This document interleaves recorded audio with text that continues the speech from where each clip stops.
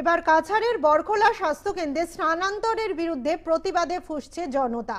কাছাড় জেলার বরখোলা প্রাথমিক স্বাস্থ্যকেন্দ্রকে তাপাং ব্লকের এমজি মডেল হসপিটালকে স্থানান্তরকরণের সিদ্ধান্তের বিরুদ্ধে সরব হয়েছেন বরখোলার জনতা।